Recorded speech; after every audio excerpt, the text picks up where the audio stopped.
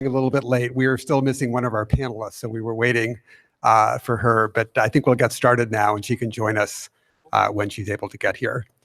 So my name is Dan Bodansky. I teach at Arizona State University, and I'll be moderating our panel today on the Paris Agreement. The Paris Agreement has been hailed as a historic breakthrough in addressing climate change. After more than a quarter century of often very divisive negotiations, it was able to achieve almost universal acceptance. It came into force within a year of its adoption, and today over 190 countries, representing well over 99% of global emissions, have taken on nationally determined contributions under the agreement. In the view of many observers, the Paris Agreement was able to command such widespread support because of its hybrid approach to three overarching issues that have plagued the negotiations since they began. First, to what extent should the climate change regime be top-down, establishing commitments through international negotiations? And to what extent should it be bottom-up, allowing states to self-determine what they do to mitigate emissions? Second, to what extent should the commitments be uniform for all states? And to what extent should they be differentiated, in particular as between developed and developing states? And third, to what extent should the regime be legally binding? On each of these issues, the Paris Agreement took a hybrid, or as it's often called, a Goldilocks approach to the issue. It combines top-down and bottom-up elements. It allows states to nationally determine their mitigation contributions, but then sets internationally agreed goals for the climate system, as well as multilateral rules to promote accountability and transparency. It takes a nuanced approach to differentiation, establishing common core commitments for all parties relating to mitigation, but differentiated commitments on finance, and a common transparency system that gives flexibility to developing countries that need it. And finally, it has both legally binding and non-legally binding elements. It's a treaty that establishes legally binding obligations, but they're largely of a procedural nature, and parties' nationally determined contribution on mitigation, one of the central elements, though, is non-binding. Since the Paris Agreement was adopted in December 2015, states spent an additional 3 years negotiating the rules for how the Paris Agreement would work, and those negotiations wrapped up in December of last year in Katowice, Poland. And with the completion of the Paris rulebook in Katowice, I think this is a good time to take stock of the agreement, what's been achieved, what was achieved in the rulebook, and to look forward to what comes next in the negotiations and the climate change regime more generally. So we have a fantastic panel here today to discuss these issues. I'm going to briefly introduce the panel. They're going to make some brief opening remarks, and then we're going to be having a roundtable discussion of some of the issues relating to the Paris Agreement. So Todd Stern will lead off with a brief discussion of the dynamics of the Paris Agreement negotiations. Todd is on the far end of the table for me. Todd is a senior fellow at the Brookings Institution. He served as special envoy for climate change during the Obama administration and was one of the principal architects of the Paris Agreement. Then Christina Voigt, sitting next to Todd, will speak about compliance arrangements under the Paris Agreement. Christina is a professor of international law at the University of Oslo. She served as the principal legal advisor to the Norwegian delegation during the Paris rulebook negotiations, and then most recently in the negotiation of the Paris rulebook that concluded in December. She co-facilitated the discussions on the compliance mechanism about which we'll be speaking.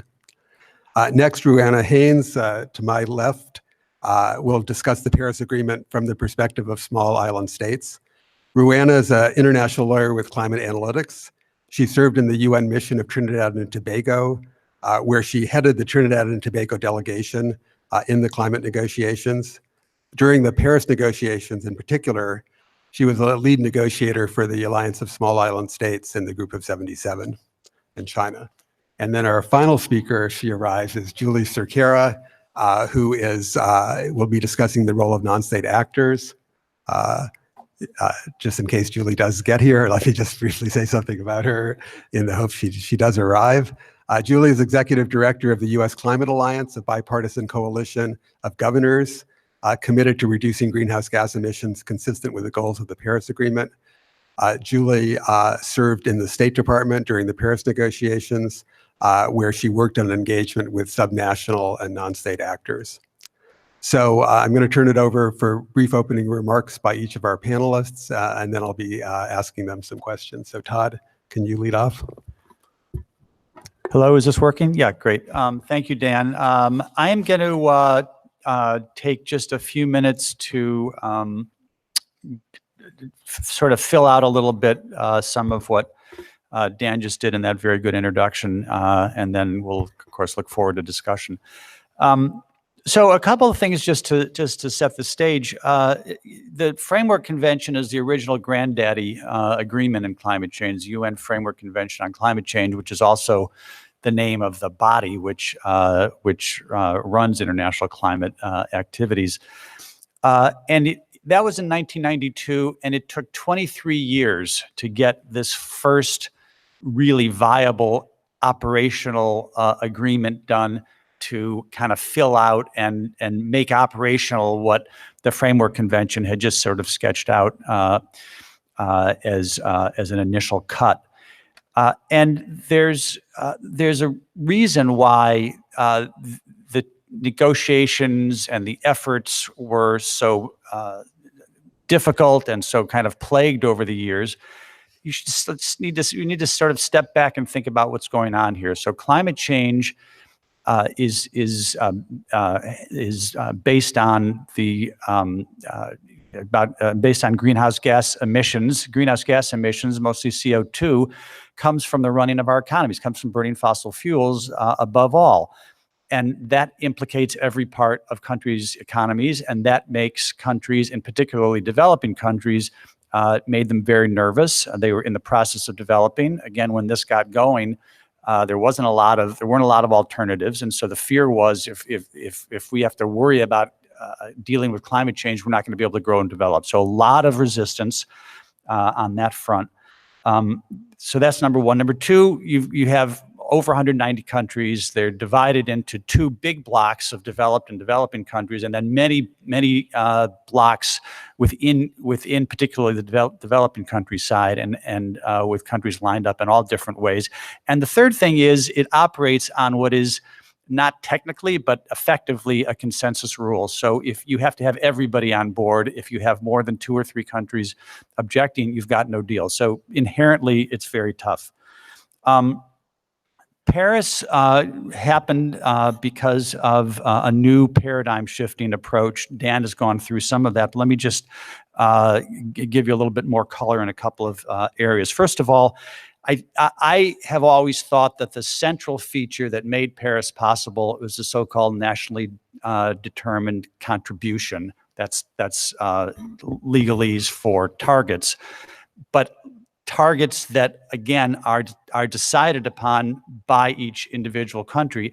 That was the thing that made Paris possible, because it assured, in essence, reassured developing countries that they weren't going to be forced to do anything that they saw in their own calculation as inconsistent with their capacity to develop and grow. So that was kind of the key that unlocked the door.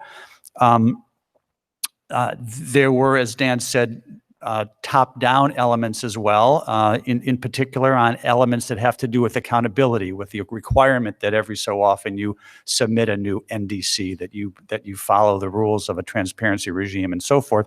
And those rules were that top-down character was both to supply enough rigor to make the agreement strong, and to also help with the legal hybrid nature of it. The nationally determined contributions could have been legally binding, but they weren't. That's another discussion, but there were elements that were. Second thing that was very important is that the Paris Agreement, unlike the other major try to have an operational agreement, which was the Kyoto Protocol back in 1997, was built to be built to last, to be durable, and in the context of that, to be ambitious. So unlike the Kyoto Agreement, it had long-term, significant science-based goals driving the whole effort, and it has 2 different kinds of 5-year cycles that are supposed to repeat over and over again. One that starts in 2020 is a cycle of individual review and hopefully update and ratcheting up of targets by all countries. And then starting in 2023, a second 5-year cycle, which is based on an aggregate review, a so-called global stocktake. How are we doing collectively against the world's goals? So one of the problems with Kyoto was it was both really hard, very rigorous. It was completely bifurcated, which turned out to be a big problem. And all of this difficulty was for nothing that you could get your arms around in terms of what the real impact would be, because it wasn't spelled out.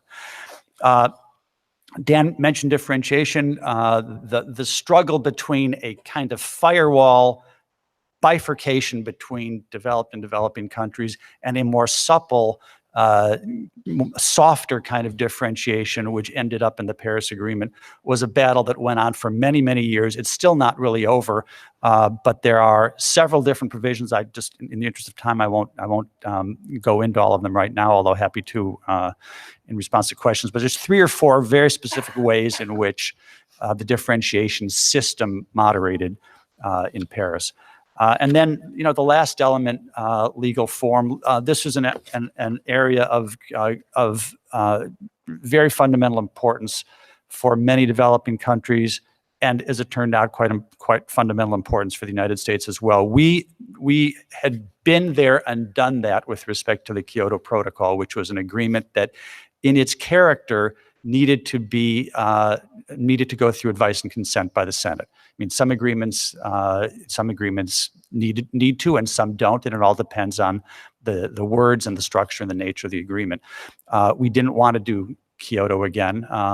If there was one thing I had in my mind when I started the job at the beginning of the Obama administration, it was precisely not to do that. I had been there at Kyoto during Clinton. So the agreement, from our point of view, needed to be structured carefully so that it was not one that required that. Obviously, if it did, we would have followed the rules and followed the law. We were quite scrupulous about that.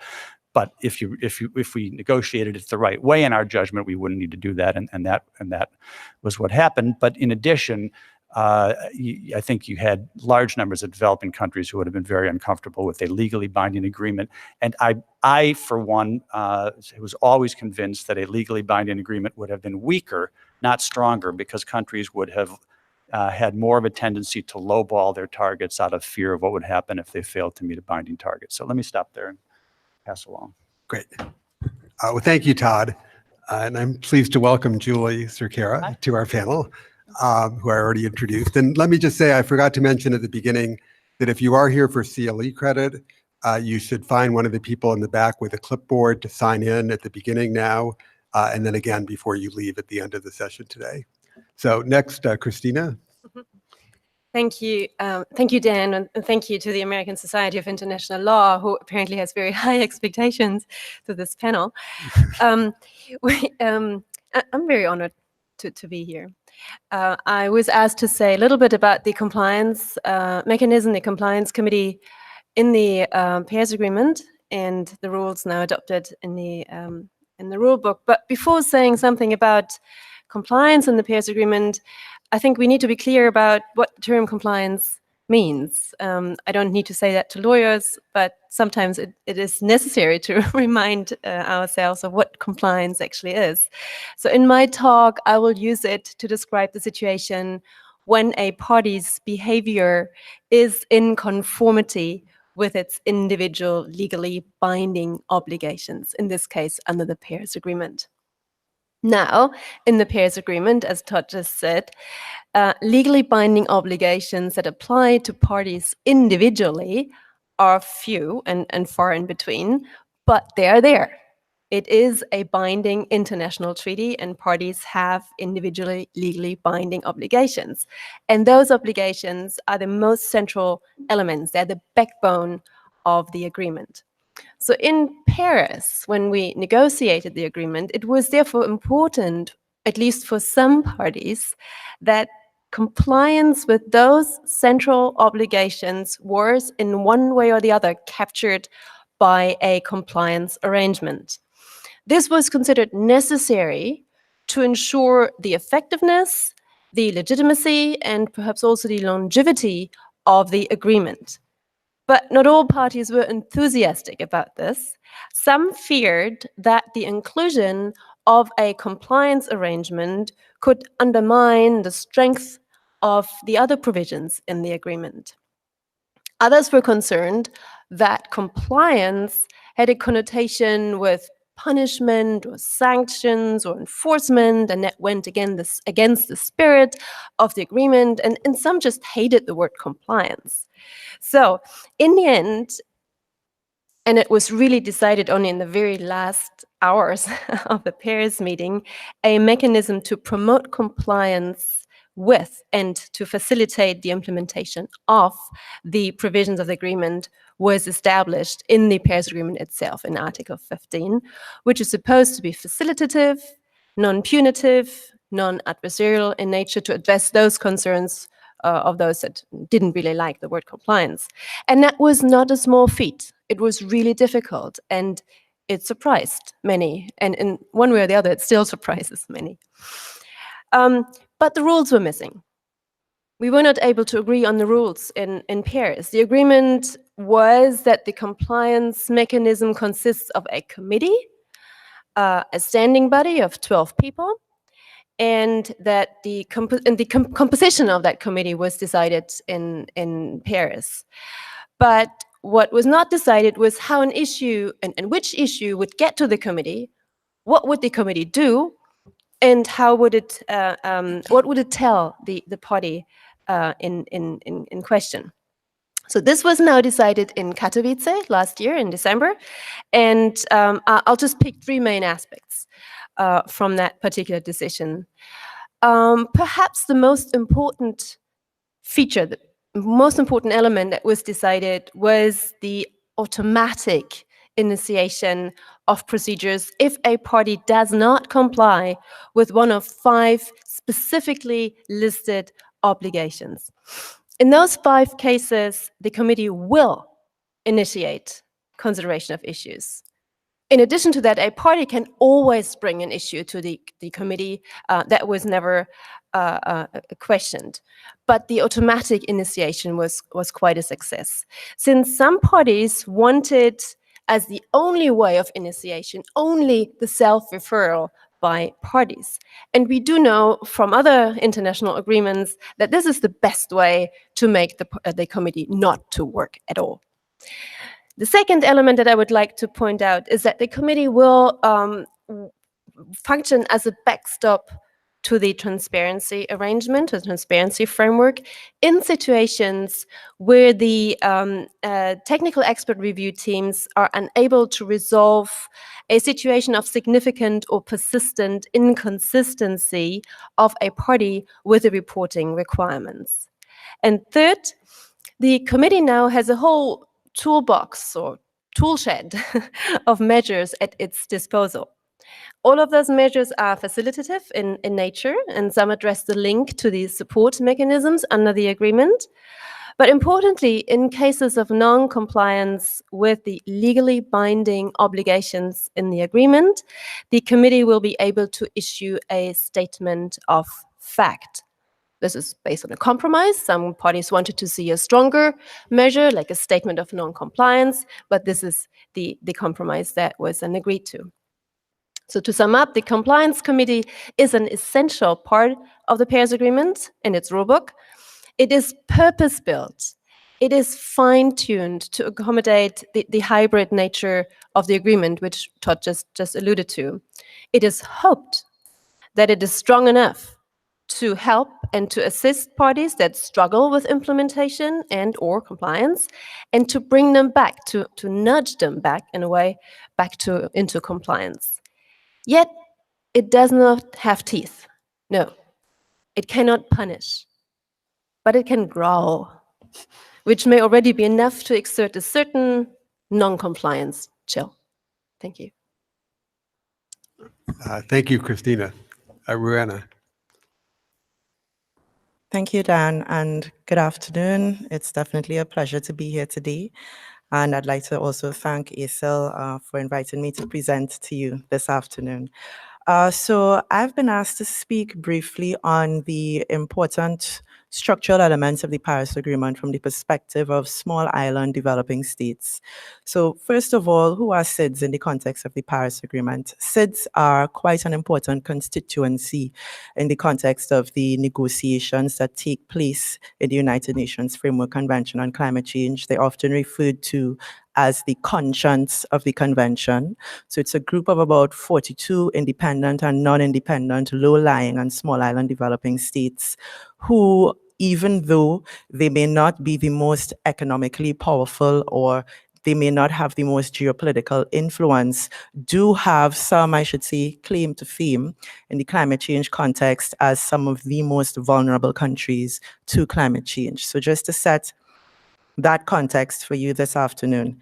So this panel was titled and then retitled. The current title is Innovation and Compromise in the Paris Agreement, a Model for the Future.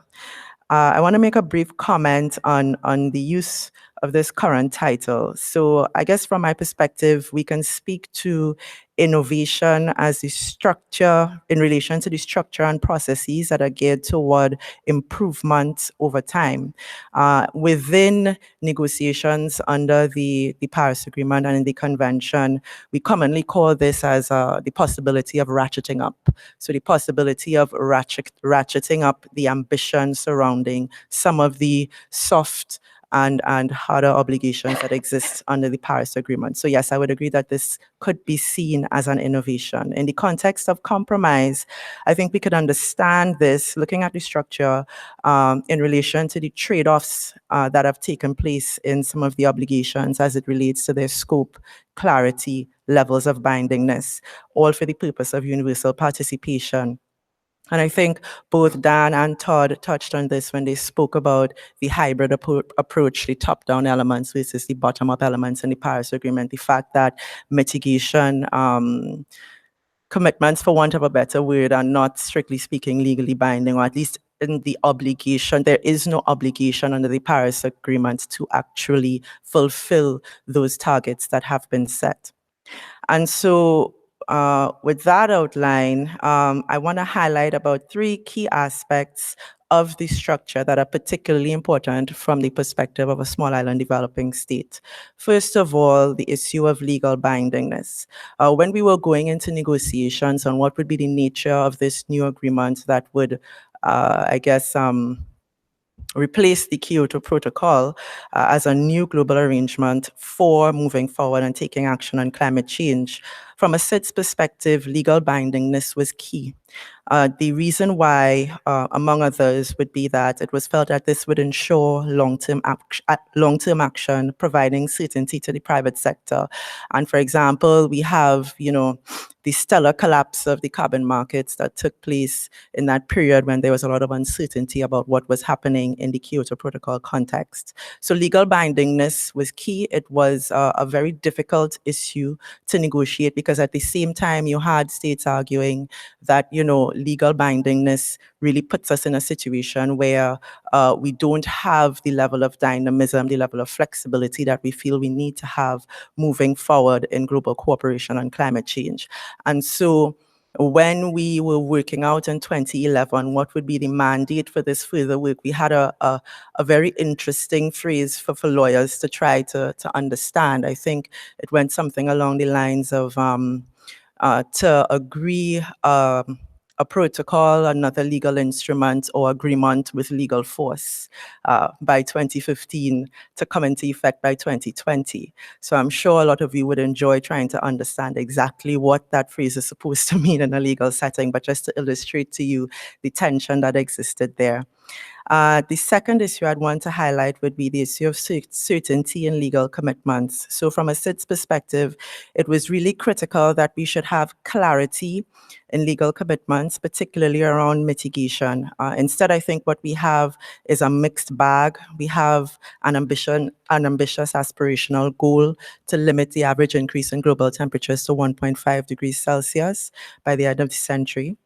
And We also have a mixed bag in terms of the nature and stringency and mitigation commitments. This is actually a conversation that is still ongoing, keeping in mind that the obligation to actually achieve these is not, strictly speaking, legally binding under the Paris Agreement. Linked to this is the idea of measurability, which was also key for SIDS. And I think it's fair to say that in this context, the Paris Agreement was indeed or can indeed be considered a resounding success. Significant strides were made in the context of the design of the monitoring, review, and verification system under the Paris Agreement, which, as Todd has highlighted, includes this idea of two sets of cycles, one in relation to individual review and another in relation to global stocktake that will very much be based on the information coming out of that review process. And lastly, the issue of universal application. From a SIDS perspective, universal application was really the only way that this new arrangement could be successful or could make sense, looking at the monumental task before us as a global community and trying to avert dangerous climate change. And on this point, I will just want to briefly make a brief comparison. In another lifetime, I also worked in the area of international peace and security, in particular negotiations that led to the conclusion of the Arms Trade Treaty in the UN in 2013. And if we compare the Arms Trade Treaty, a treaty that is supposed to control the trade in arms to prevent illegal trades in arms that are used in wars, that are used in genocide, that are used in many harmful ways, the illicit trade in arms, you would think that this is a treaty that one would want to have universal participation in. Instead, what we have is a treaty with 100 members that has come into force, but some of the non-participating states include India, China, Pakistan, Egypt, Canada, Syria, Iran, Russia, the Democratic Republic of Korea, the United States and Turkey signed but haven't ratified. Could you imagine having a climate change agreement with those sorts of parties not participating? And so in this context, I really just want to highlight the lengths that we went to in the context of the climate change regime to ensure this issue of universalization that indeed has led us to this point where, as Dan described it, the Paris Agreement is seen as a breakthrough in terms of its structure, in terms of having this hybrid approach, in terms of looking at innovations for how we improve over time and compromise so that we could include everybody and ensure that we have something that makes sense in the long run. Thank you. Great. Well, thank you, Rihanna. So finally, Julie, you can speak about the role of non-state actors in the Paris Agreement. Great, Please. thank you. Do I need to push this to me? Okay. And I should apologize for being late. We unfortunately had an emergency, and we are a two-person organization supporting 23 states and almost 300 officials. And so apologize for that.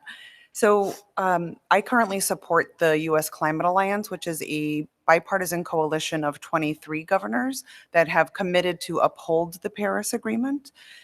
The alliance was launched in July 2017 in response to the administration's intent to withdraw the U.S. from the Paris Agreement. And so it is at the core of why the coalition was launched.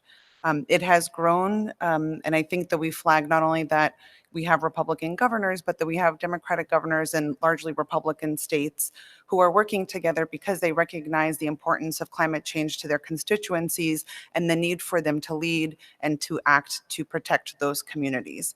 I am not a lawyer, nor was I ever a negotiator for the Paris Agreement. And so my perspective is really, how do we look at the agreement as an inspiration for what we can do at the subnational level, the role that non-state actors play in the implementation of that agreement, recognizing that we aren't parties to it, but that we are obviously invested in the countries where we are engaged and want them to be as ambitious as possible. So when a governor joins their alliance, their state to the alliance, they essentially make three commitments. The first is that they will work collectively to achieve their share of the U.S. nationally determined contribution, which was a 26 to 28% reduction from 2005 levels by 2025. The second commitment is that they will publicly track and report their progress publicly. And so I think that harkens back to the reporting mechanism that is in the Paris Agreement. And the third is that they will accelerate the implementation of existing and new policies. And so there is a ratcheting mechanism that is in there as well to increase ambition collectively across the alliance, but also within the alliance states. The elements of the Paris Agreement that I have found to be most salient to our states are the following. The fact that this is a bottom-up approach, and so each is allowed to come forward with its own contribution. And so our states too, each come forward with their own climate targets. They have targets that are set to 2020, 2025, 2030, 2040. So each comes forward with their own goals.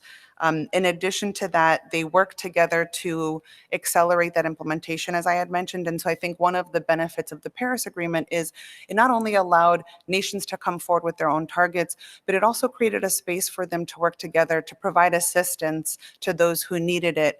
And at the state level, that works the same. And so, as one great example, we have a small group that is working on backstopping the SNAP rules. And so those were the rules on hydrofluorocarbons that have since been vacated here in the US. And California and New York are some of the first movers on HFCs. And so they have been providing capacity building support to the other states to help them shape their own rules, to develop an inventory tool for HFCs so that they understand what their emissions profile looks like. And so it's a lot of the same type of cooperation that you see between federal governments in the implementation of the Paris Agreement. In addition to that, as I mentioned, there's the reporting mechanism. And so we report annually on our progress. And so we hire external consultants to come in, work with each of the states to understand their methodologies, and then they will produce a projection to 2025 to show whether or not the alliance states collectively are on track. We also report on the progress that they have made in implementation, so demonstrating the different policies, programs, regulations that they have put in place to help make progress towards that commitment. On the financing side, financing, of course, continues to be a bottleneck regardless of where you are. We don't have the equivalent of the Green Climate Fund, but a number of our states are actually working together to set up a series of green banks. Governor Cuomo from New York made a commitment last year that he would help mobilize $1 billion for the New York Green Bank to be able to assist and help provide loans that would then support green banks across the country. And so financing continues to be a core part of the work that we're doing. And then finally, the 2-degree or 1.5-degree goal. And so this is essentially our guiding star. More than half of our states have deep decarbonization targets. Many of them have pathways analyses that have, that support those targets and have started to develop reports to identify the specific policy measures that they're going to take in order to get there. There has also been a lot of discussion following the release of the IPCC report as to what we can do to stay within a 1.5-degree temperature rise. And so we are currently running the analysis to understand what it would take to get to carbon neutrality in 2050 and what does that mean for 2030, especially as we are hoping or expecting that some countries will come forward in 2020 with new NDCs and that the ones that have 2025 targets will come forward with 2030 targets. And so we are expecting that the countries will lead, but we're here to support that and to inspire. Just a few final comments regarding the overall role of subnationals and how that relates to the Paris Agreement. So non-state actors, as I mentioned, are not parties to the Paris Agreement. I think you frequently see in the press that a state or city or business has joined the agreement. That's not really a real thing. Essentially, what we do is participate in what is now called the Talanoa dialogue process. And so much of what we do is really about demonstrating that there is continued leadership here in the United States, both to inspire greater ambition in the countries that are parties to the agreement. The U.S. Climate Alliance states collectively represent an $11 trillion economy. We are more than half the U.S. economy, and so the actions that these states are taking are actually quite significant, even in the global context. We also intend to lead to not only inspire greater ambition, but to also try to prevent backsliding. And so once we saw the Trump administration announce that they intended to withdraw, you immediately saw countries using that as an excuse for why they too could backslide on their commitments. States have always been the laboratories of democracy, and so everything in America, from gay rights to universal health care, has always been tested at the state level before it has been raised to the national level. And so that same thing applies to climate change. And so these are the states that are testing carbon markets. California and Quebec have the only multi-jurisdictional carbon market in the world. So they are the laboratories for these climate policies, with the idea that they will be the lead innovators that will then hopefully inform a new national framework. And again, because they represent such a large share of the US economy, the actions that they collectively take have the potential to not only have a transformative impact in the United States, but also set up what could become a new national framework once we have a federal government that wants to lead again on climate change. The last point that I'll make regarding sort of our role in the context of Paris is that we're also holding the government accountable. And so our states are frequently the ones that are leading a lot of the lawsuits to prevent the deregulatory agenda that we're seeing at the federal level. They are backstopping those regulations that they have the authority to backstop, and they are seeking these transformative approaches that hope to really shift the US market onto a lower carbon trajectory so that we're not losing time while we're waiting for the administration to once again lead. Thank you. Great. Well, thank you, Julie. So we're going to have now about maybe 20 minutes of roundtable discussion, 25, and then open it up to you all for questions. So let me lead off with the following. The main challenge coming out of Paris 3.5 years ago, was to negotiate the Paris rulebook, and that occupied the last 3 years. Now that that's been more or less wrapped up, not completely, in Katowice in December, looking forward now over the next maybe 5 years, what do you see as the biggest challenges facing the UN climate change regime, the Paris Agreement? And in connection with that, in 2025, how would you assess what would be the metrics for assessing whether Paris is really a success or not, is achieving success?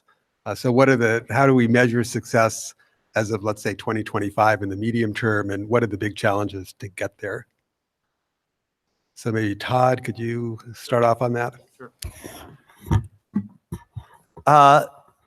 So I think that the central focus now is, and the kind of obsessive, for good reason, focus now is on the notion of ambition, on doing more. There was a lot of kind of lean in that direction even last year, but there was so much need to get the so-called rule book done, the guidelines and rules and procedures necessary to make Paris fully operational, that took precedence. But now that that's 90%, 95% done, the focus on ambition is much more intense, and for several reasons. The Paris Agreement itself, that nobody thought that the initial NDCs was going to put us on the right track, and they didn't. They made a step, but if you only looked at those NDCs, we would probably be headed toward a 3 degree plus centigrade increase in temperature, which is way, way beyond what I think any scientist think is safe. You had all sorts of kind of intensifying extreme weather events going on all over the world. I mean, this has been happening for a long time, but it seems to be getting more and more intense, sort of all over.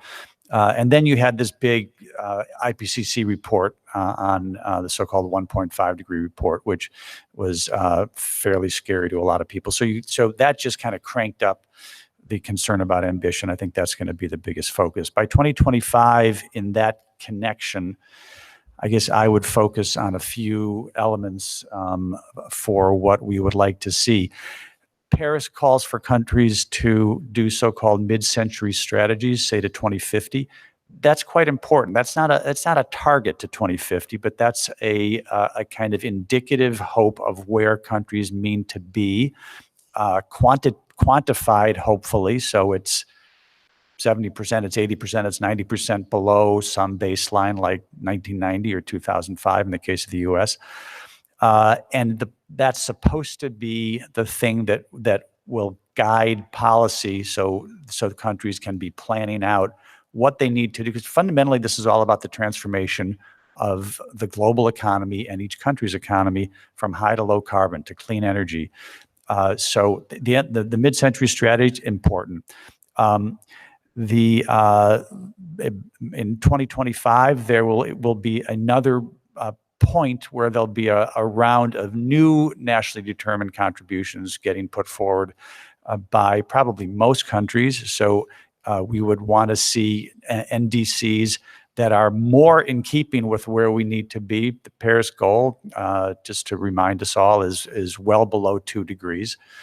So NDCs that are either on that track or a lot closer to that track. A third thing that I think is not the biggest focus for many people, I happen to think it's a big deal, is that countries get onto a track of doing new NDCs every 5 years. So the way it would work is U.S. is one of the few countries that set itself up on this path back in 2015. So in 2015, we took a goal that was out to 2025. In 2020, we would take assuming we had a president who wanted to play, we would have a target in 2030. In 2025, we would have a target for 2035 and so forth. So your target's always 10 years away, but it lasts 5 years, and each 5 years you're doing a new one. That's not what most countries did. Most countries in 2015 did a target all the way out to 2030. Then in 2025, they would do a target to 2040. So each block of time being covered by a target would be 10 years. My view is that having it each 5 years would sync it up with those 5 year cycles that I talked about. So each 5 years, when you were doing an individual review, it would sync up with when a country needed to do a new target, A, and B, given the intensity of what we see on the ground in terms of climate impacts, I think the notion that you're comfortable with countries projecting out 15 years is a mistake. So that's another thing. I think then just very briefly, countries complying with their first set of reporting obligations, those kick in an operationalized way in 2024. When we get to 2025, it would be good if countries did what they were supposed to do and report both on their inventories and on their progress toward their goal. And then finally, there's going to be a need for, under the terms of Paris, a new financial assistance arrangement that kicks in after 2025. By 2025, we should have worked that out. Finance is a perennial source of much angst and acrimony in the negotiations. It would be good to have that under control. Great. Well, thanks. Thanks for that very comprehensive response. Any of the other panelists want to add anything on that particular question? Yes, Christina. Just to add, the issue of increasing ambition does already come up next year in 2020, potentially.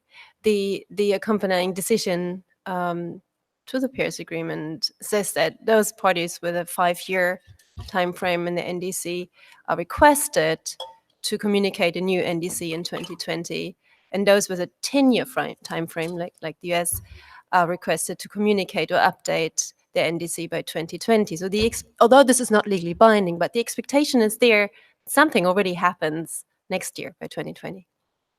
Thank you. Rowena? Thanks, Dan. And I agree with most of what was said by Todd and then added by Christina. But in terms of the way you framed the question, looking at what needs to be achieved by 2025 and framing it as a midterm sort of time frame, I would beg to differ. The special report on 1.5 degrees Celsius is very clear on a number of points. The first relates to the fact that there is a vast difference between impacts at an increase in global temperatures of 2 degrees Celsius as opposed to 1.5 degrees Celsius. The second is that every degree matters in terms of the types of impacts that are experienced, in particular for vulnerable countries, highly vulnerable ecosystems. So for example, we understand that at 2 degrees coral reefs will be gone. At 1.5 degrees of warming, maybe we'll have a chance to save some of them. And so we are already seeing a number of extreme impacts now as it relates to extreme events. I wouldn't describe 2025 in that context as a midterm sort of time frame. It's really rather immediate. We understand from the 1.5 degree report from the IPCC that in order to achieve, or in order to be successful in limiting, to have a chance at being successful in limiting the average increase to 1.5 degrees Celsius, what we need to do is to halve global emissions by 2030. Halve, and move towards carbon neutrality by 2050. We need to phase out coal by 2050 as well. These are very serious actions. These are not actions that we can wait in order to deliver. And I know that Todd was very particular in reminding us all about the well below 2 degrees target in the Paris Agreement, but that well below 2 degrees target is framed in the reference of a preference for 1.5 degrees Celsius, given the types of impacts that are associated and the seriousness of those impacts. And so in that context, another fact that is made very clear from the IPCC report is that in order to even have a chance of limiting the average global temperatures to 2 degrees Celsius, a dangerous level as it is, many of the actions that we would have to take in order to be able to achieve 1.5, we will still have to take those actions, and delay in those actions will also result in keeping the 2 degree limit off of the table. And so just to put it in those terms, I would say that by 2025, what we would want to see happening, of course, includes a new long-term finance goal, of course, includes ensuring or guaranteeing that states have actually complied with their reporting requirements, but it must include as well new and revised or updated NDCs, and not by 2025, by 2020, because 2025 is almost too late. Thank you. Thank you. Julie? Well, and I won't add much more because I agree with everything that has been said. And I really appreciate the focus on ambition, because I do think the political will is the one thing that, for those of us who are not parties, are wary won't be there. And I agree that we need to be focused on 1.5 degrees. Even if we keep hearing that it's not possible, we should be shooting for the most ambitious thing that we can do, because even if we overshoot that, it's better than overshooting 2 degrees. And as we're looking across the board, countries aren't even implementing or deploying the solutions that exist today at the scale that is needed. So innovation is needed, but we're not even deploying the things that are already currently available to do what can be done. And so it's a matter of political will for that to happen. In addition to that, obviously, financial flows continue to be a problem to enable those countries who need the additional access to financing to be able to do that. And even as we look back home, looking at where we're investing our own resources and making sure that climate change is one of the criteria through which we look at those investments. And so, especially as we're looking at infrastructure, for example, one of the things that we've been exploring is, can we be reforming our procurement practices for investing in infrastructure to make sure that climate change is one of the considerations, not only to make sure those investments are resilient to the impacts of climate change, but that we're investing in the low carbon solution and not investing in projects that are inconsistent with where we need to be in 2050. The final thing is also looking at NDCs at 2020. That's already been mentioned here, so I don't want to belabor, but I do think it'll be critically important to see a number of countries come forward next year with more ambitious targets to show that we are serious about the challenge. The Secretary General's Climate Summit in September this year will be an opportunity for maybe 1 or 2 leaders to come forward and show their intentions to at least ratchet up their ambition. So I know at least at the subnational level that's what we'll be watching. Thank you. I was just at a climate meeting in Tokyo last month, and I had the feeling governments were just patting themselves on the back for having achieved the Katowice outcome. But of course, as you all note, the pressure is not off. The fact that Katowice rules were adopted is just the first step. And the Climate Secretariat has actually called this year the Year of Ambition, because the next round of NDCs, as some of you noted, are due next year. So countries already need to be in the process of developing those NDCs and coming forward with them. And unless they're significantly more ambitious, we're not going to be on target to solve the climate change problem. Todd? So I agree with everything that's been said here. I agree with Raina and Julie and Christina, and I agree with the general thrust of what you're saying, Dan. But just because this is a legal meeting, so we should I want to be precise. The what Paris calls for in 2020 is a review of targets. And if you sort of look at the two relevant paragraphs of the accompanying decision to Paris, countries that have targets with a 5-year duration, in other words, targets essentially going from 2020 to 2025, of which there are just a handful, the United States, I think maybe Brazil, some of the islands, those countries would need to put in a new target under any circumstances.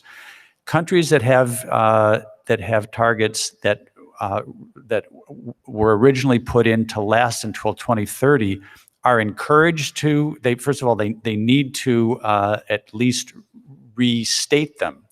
And they're certainly encouraged to improve them, but they're not actually required to. And that's part of the reason that I think that we need to have a so-called common time frame where everybody gets onto a page of 5-year targets, so that you don't run into countries saying, well, we would, but it's not really our moment now. And we're a little bit against, on an uphill gradient here, and I think we need to change that. So let me shift a little bit, ask a different kind of question. So after Paris was agreed, many people said, well, maybe Paris is a model for a new kind of international agreement. It could be a model for dealing with other international environmental problems or international problems more generally. And I want to ask you all whether you agree with that. Was the Paris Agreement, the innovative features of it, really a response to the sui generis features of the climate change problem? Or is it something that might have, those features might have wider applicability? How generalizable are some of the features of the Paris Agreement to other areas of international law? Anybody want to start with that one? Yeah, Ruetta. Okay, thanks, Dan. I think I'll start. In my opening remarks, I sort of created a comparison between the Paris Agreement and what obtains under the Arms Trade Treaty, and I did that very deliberately. Looking at some of the innovative aspects of the Paris Agreement, the review and ratchet up, the global stock take that happens every 5 years, I think that what we really wanted to do as parties in the process was to ensure that we had an agreement that we could improve over time, and that the process for achieving those improvements would not be a painful one. So it would not be an amendment process requiring a certain majority that could only take place after a few years. So for example, in the ATT context, the first amendment of that treaty, it came into force in 2014. The first amendment is only possible in 2020. And thereafter, amendments are only allowed every 3 years. And so, these are the types of common arrangements, common amendment type arrangements that we see in international legal instruments. And so I think I would agree and say that some of the more innovative aspects of the Paris Agreement can be more broadly applied and could also be applied even outside of the environmental field, probably most useful in the context of international environmental law, but I could definitely see a role for it outside of that field, keeping in mind that I think most international legal agreements do also contain that mix of soft law and hard law type provisions. They do contain those exhortatory provisions as opposed to the more mandatory provisions. And so the idea is, if it is a problem that needs to be addressed over a certain period of time, then, why not start concluding agreements where we build in a process that triggers that, and that can be achieved without necessarily having to go through sometimes a very long and self-defeating amendment procedure. Christina? Yeah, I agree with everything Ru just said, but I think the need to evolve over time is only one of the aspects that may call for replication. But I'm not saying that the Paris Agreement is a blueprint for any new international law yet. It's not an easily replicated model, but it's something that may be most suitable to address problems that are of a very complex nature, where there is no simple fix, there is no simple answer to it, where true cooperation states need to figure out how to address this issue that may lend itself to challenges where we have diffuse causation or diffuse effects, where we have to align various interests, we have to align various objectives. For example, in the Paris Agreement, we had mitigation, adaptation, finance, means of implementation. All these different elements had to be aligned, but also to issues that are very closely science related, where science is evolving, and you need to keep that dynamic element going to capture these developments without renegotiating the agreement itself. So I think this is a really interesting question. I don't have kind of brilliant ideas about it. I think the thing that strikes me, and I'm sort of picking up on something that Rana was saying about the combination of soft and harder law, I think that it's going to be very interesting. It's obviously going to be hugely consequential to see whether the kind of bet that was made in Paris, I think because there was no alternative, whether that works. I mean, then the bet is that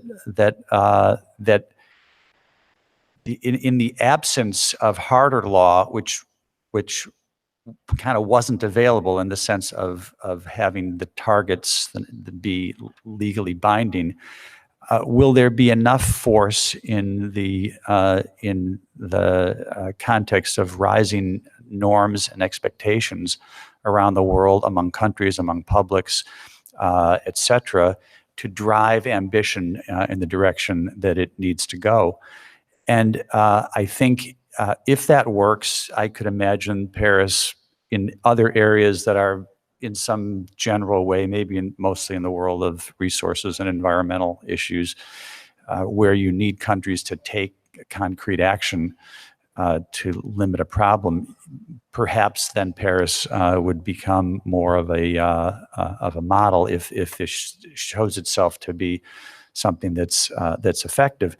And both because that, again, the bindingness can be problematic for any number of countries, but it's kind of inherently problematic and uniquely problematic for the United States, given the treaty clause, right? I mean, I don't know of any other country where you need 2/3 of its legislature to approve an agreement, and if that was hard historically, it's become super hard in more recent politicized years. So the most innocent-sounding agreements that even agreements that emerge out of a model of U.S. national law and then are internationalized get defeated. So ways to manage international problems that follow the Paris model. I think if the Paris model works as we hope it will, I could imagine it getting followed in some ways. Thanks. No, and the only thing I would add is, I mean, first, Christine, I think your comments resonate with me in terms of this being the right agreement, given the complexity of climate change and all of the issues that have been pulled into it.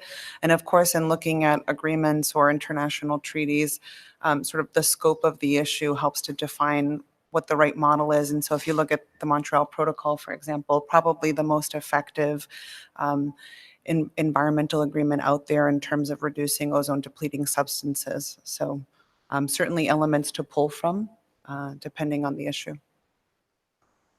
Yes, I think some of you rightly noted, Paris was hailed as a success because they were able to actually reach agreement and countries were able to join it.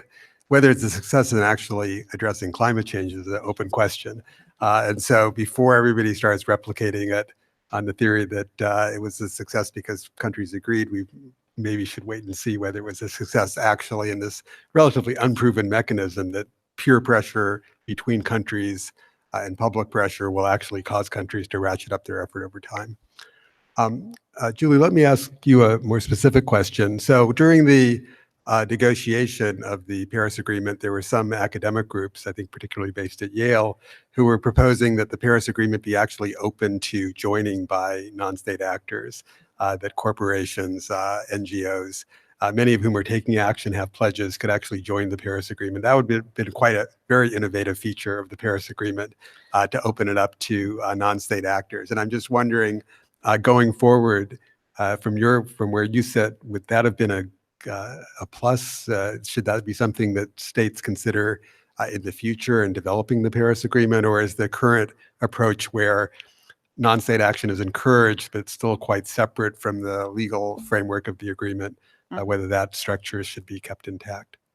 Well, and I should say, I don't know that I would use innovative as the word to describe that. I think that makes it incredibly complex. And where do you delineate between who is the right non-state actor that gets to contribute some kind of pledge? Is it business? If so, how small? Is it, counties, states, the faith community, there's a number of groups that have come forward with their own pledges. And so I don't think it makes sense to sort of roll them into the Paris Agreement. You also then run into the double counting issue. And so that is already very difficult to unlock. So it would just make that more complex. I also think it unfairly takes off the pressure from national governments. Right. So we're not here as states, for example, to kind of replace that leadership. It's to bolster it and to enable them to be more ambitious. But we need to keep pressure on countries to deliver and to act, because that is their responsibility. And so they are the parties. They are the ones that should be doing that. I also think if we were a little bit too restrictive with the ways in which the pledges were structured, that you wouldn't have many come forward. And so the flexibility for subnationals or non-state actors to define what their commitment is, and that may be an emission reduction target, it may be a renewable energy target. So allowing them to define that is pretty important. In terms of actually cataloging those pledges, we do have the NASCA platform. You also have a platform by CDP that catalogs not only the emission targets and their progress towards those, but catalogs the policies that have been put in place. So there is already some of that built into not necessarily the agreement per se, but the process. And the processes that happen in parallel to the negotiations. I think one thing that would be helpful, though, for subnationals to do, and we're testing this with the Alliance, we're seeing coalitions grow in other countries as well, is that these groups can also help to stimulate a discussion domestically on what it would take to meet the Paris temperature goals, and how we can all work collectively in support of federal governments or national governments in order to do that. And it also means that we can contribute by, giving a list to the federal government to let them know what actions they could take that would enable us to be more ambitious, so that, because at least in the United States, there's limitations to what the federal government can do. Many of those authorities are devolved to the state governments, as well as just produce a plan so that when there is a new administration ready to lead, we have set an expectation for the principal policies that we hope that they would jump on, so that we're getting a head start with a new group. Great. Thank you. Ruana, a question for you. So one of the issues that's of greatest concern to small island states is loss and damage due to slow onset events like sea level rise. And I'm just wondering, this was addressed a little bit in the Paris Agreement, but what do you see what the Paris Agreement might be able to deliver in terms of addressing the issue of loss and damage? Thanks, Dana. That's a really interesting question. I think it was Christina who had referred to the pillars of the agreement. So if it can be said that the pillars of the agreement include mitigation, adaptation, transparency, finance, I would say it's probably an open question as to whether or not loss and damage finds itself enumerated there. Certainly, it led to some heated debates in previous negotiations, notwithstanding its importance to, in particular, small island developing states, but also least developed countries. And I think very soon, many other countries around the world. So Dan, you referred to loss and damage in the context of slow onset events such as sea level rise.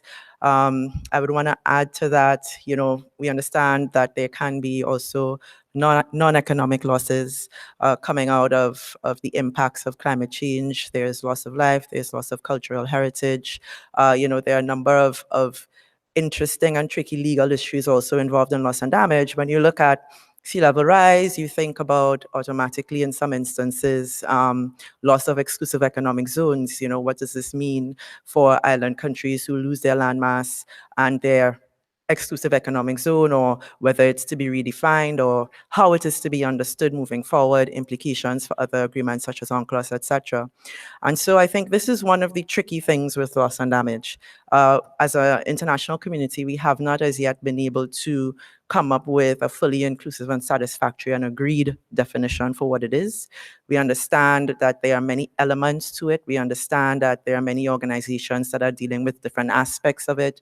There's the disaster-related aspects of it. There's the displacement aspects of it. There are the problems surrounding internal displacement, the problems surrounding lack of a definition in terms of what a climate refugee is.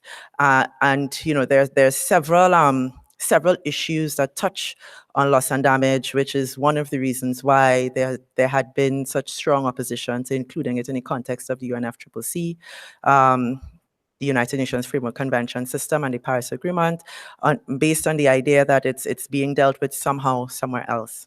And so what do we have with the Paris Agreement?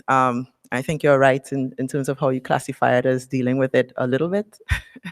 We have one article which was, considered a huge win for those pushing for the inclusion of loss and damage in the context of the Paris Agreement, which brings under first of all, recognizes the importance of averting loss and damage as a result of the impacts of climate change, and brings under the Paris institutional umbrella the Warsaw International Mechanism on Loss and Damage, which was agreed in 2013. And, this is quite significant. One of the key activities of the WIM has been to sort of act as a coordinating body for bringing together all of this ongoing work that's been going on in discrete areas related to loss and damage, and, working towards identifying gaps and trying to really set up some architecture in the context of the climate change system that would be able to address this issue in a satisfactory manner. So at COP24, we took one baby step forward in how we address this issue by now including that least developed countries and small island developing states may report on issues related to loss and damage in the context of their national reports that they have to submit, and that loss and damage may be taken into account as appropriate in the context of the global stocktake to take place every 5 years. And these were two key wins for SIDS and LDCs, mainly because it ensures that loss and damage is going to be considered within the broader Paris architecture in the long term. Because we do understand that this is going to become an increasingly critical long-term issue as the more global warming we get, the worse the loss and damage impacts are going to be. And we can see that in a context where parties' pledges or NDCs add up to 3+ degrees of warming, that loss and damage will soon be the issue of the day. And so I think in short answer to your question, Dan, the hope would be that under the Paris Agreement infrastructure, that loss and damage is able to be appropriately dealt with to the extent that we can see actual action on the ground in helping states be able to grapple with this phenomenon moving forward. Thanks. Thank you. So I have a lot of other questions, but I know you all have been sitting here patiently and probably have questions as well. So I want to open it up now to questions from the audience. If you can come up to the mic, and if there are more than one question, I'll take a couple at a time. But if you could introduce yourself and please keep it brief and ask a question. Thank you. I'm Rob Cushion of the Porticus Foundation. I was wondering if you could reflect in retrospect on the U.S. role, both as an outlier whose domestic political situation dictated U.S. negotiating position and influenced the agreement, as well as a creative force. If the US hadn't been part of this from the very beginning, would you say that the agreement would have looked substantially the same as it does today, or was there, or were there things that would have been done differently? Okay, thank you. And next, please. Hi, Cinnamon Carlaren. Thanks so much for your thoughtful insights so far. There's so many things I think I'd love to have your thoughts on, including climate finance, but perhaps just a very discrete question while we have all of you here together. So we've talked a lot about the successes of developing the Paris rulebook, but of course the one thing that really there was not a lot of progress made was the development of the Article 6 mechanisms. So I'm just curious to hear your thoughts on where you think we are in terms of what's holding it up, the space between agreement, but also really more importantly, your substantive thoughts on the value of the Article 6 mechanisms as they're developing, all of them, the sustainable development mechanisms, the ITOs, but also the non-market mechanisms, just really whether you think that they are critical moving forward. Okay, well, thank you. So I think we probably know what Todd thinks on the role of the U.S. in the negotiation of Paris. So why don't we, Todd, could you begin briefly and then get reactions from others on the panel? And then, yeah, I guess, let me just start by saying, as an outsider observing it, but a former member of the U.S. delegation, I guess I think U.S. played a critical role in negotiating Paris. It wouldn't have taken anything like the form it did without the U.S. And one question after the Trump administration announcement that it planned to withdraw in 2019 was how that would affect the ability of the U.S. to continue playing that role in the Paris rulebook negotiations. So I would say quickly that, I always thought that the U.S. must be an unbelievably exasperating country to have to deal with for other countries because, everybody's got their own domestic politics, but our domestic politics were more challenging than most, both because of the current politics and because of that treaty clause that I talked about. At the same time, the United States back in the early days of the Bush administration pulled out of the Kyoto process. Kyoto was a very flawed agreement in reality. I mean, it was a step forward, and I was present at the creation, although not just getting my feet wet at that point. But you can't manage climate change with the U.S. on the sidelines. So that's really how you got from Kyoto into the effort to start to negotiate something new, which actually kicked off in late 2007. So exasperating as hell to have to deal with the United States. You can't live with us, but you can't live without us. And I think that people, with that frame also saw us in the Obama years, a highly creative and constructive force in many respects, and again, a force that was very difficult and required certain accommodations, such as the legal hybrid that people didn't really like, but knew that were necessary to get the U.S. on board. But so I think it would have not been anything. The agreement wouldn't have been anything like it was without the U.S. But you needed to have the U.S. And again, I was always mindful, as much as I was banging away to get done what we needed to get done, that it was, if I was on the other side, it wouldn't have been so much fun often. Thank you. Other comments on that or on the Article 6 negotiations in particular? Christina? Article 6. I think the expectations are quite high that there is some agreement to be found at the end of the year. I just came back from a meeting of Article 6 negotiators a couple of weeks back, and there seemed to be an understanding that what is really needed are the rules for the Article 6.4 mechanism. That's the only mechanism in Article 6, and they seem to be within reach. But it's not that there was no agreement on Article 6 related issues in Katowice. There's the famous paragraph 77D in the transparency decision, which does set up some basic accounting requirements. And this is still a fallback option, and it should not be undervaluated. Comment on Article Yeah, so the only thing I would add on Article 6 is, just from the subnational perspective, there is some concern that the negotiations could somehow negatively impact, in particular, the California-Quebec market. And so they're hoping that those negotiations will build on the success of that partnership and not do something that could potentially disadvantage it going forward.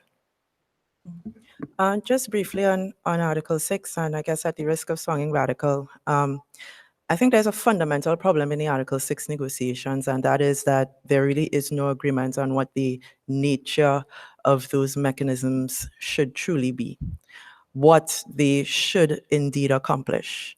There's a belief that in those negotiations, particularly in relation to Article 6.4, parties are really just replicating the CDM, maybe with some tweaks and improvements here and there, but that is not a shared view. And there are those of us who are of the view that the Article 6 negotiations and the mechanisms both under 6.4, 6.2, nobody is quite certain what is to happen under 6.8 in relation to the non-market mechanisms, I'll be frank.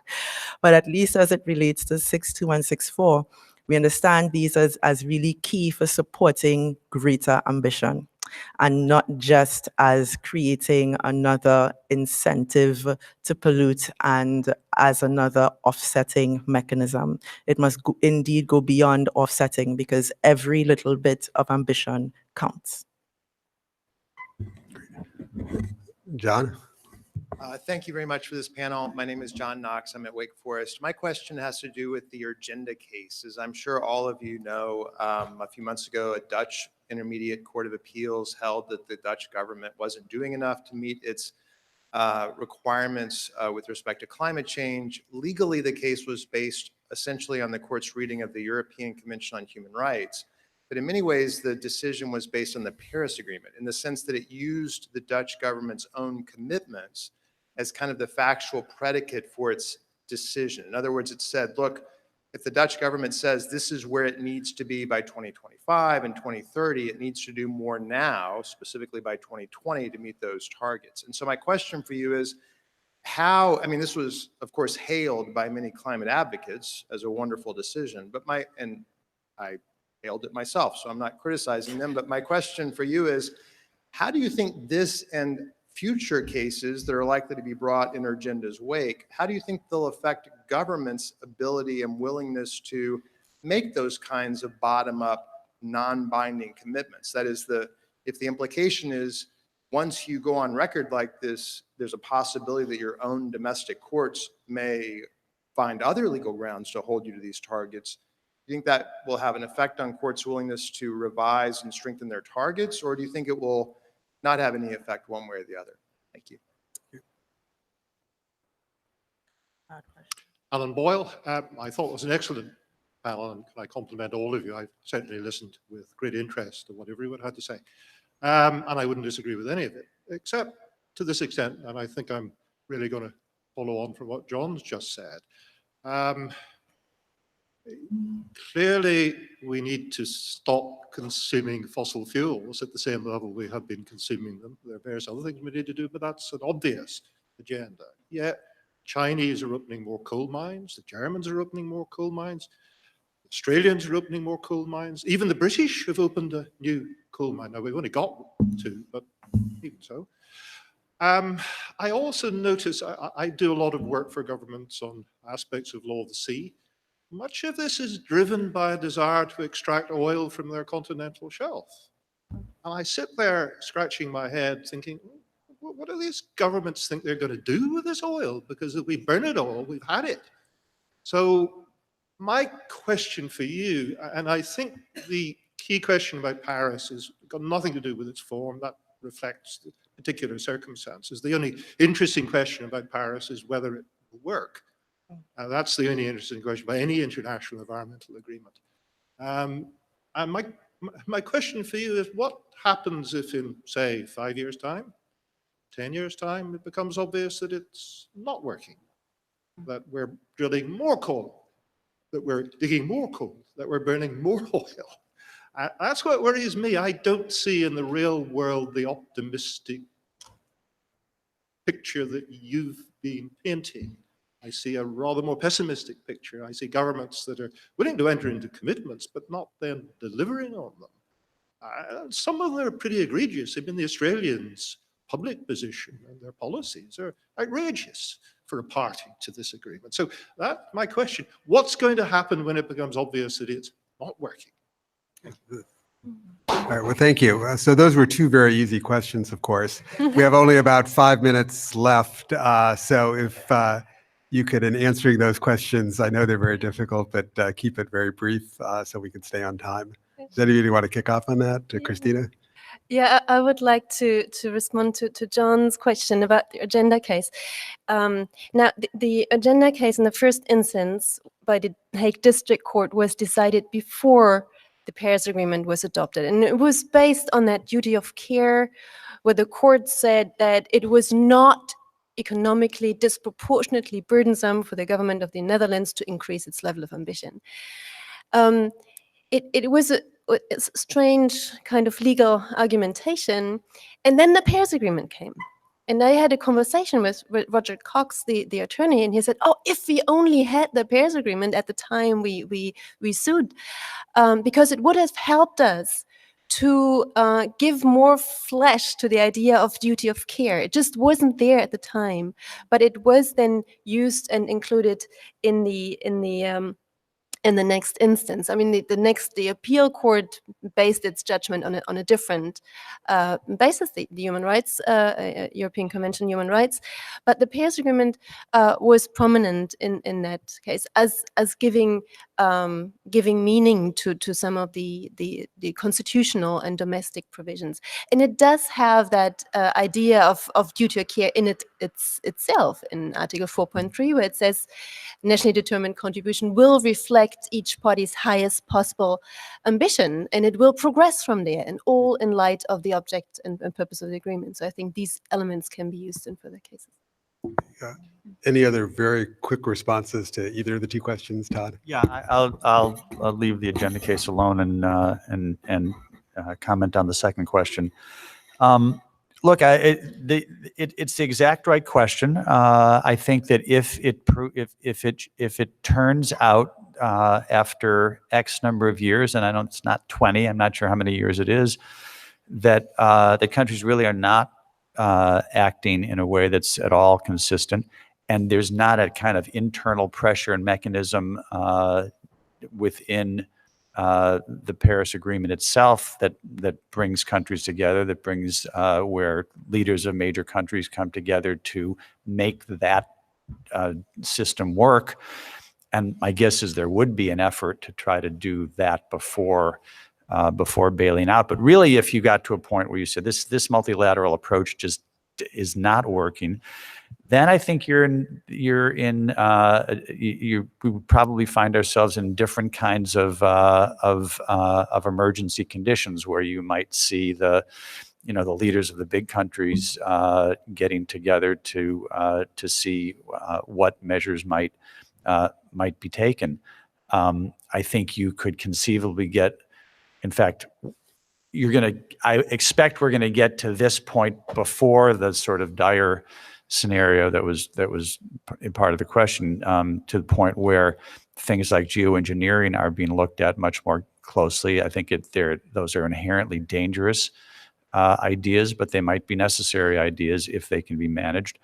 And not to end on a dark note, but we also have to realize, and I think as most people I think do not realize, that the natural human instinct to think that one way or another we will muddle through is not a foregone conclusion. And if anybody wants to look at a book to persuade you of that, Jared Diamond wrote one some years ago called Collapse, and it's about societies through history that failed to come to terms with environmental threats and disappeared as a result of it. So this is going to be very tough. Well, on that happy note, we will have to conclude this session. I know there are a lot of other questions, and apologies for not being able to get to them all. But thank you all for your excellent comments, and thank you all for being such an attentive audience. Thanks.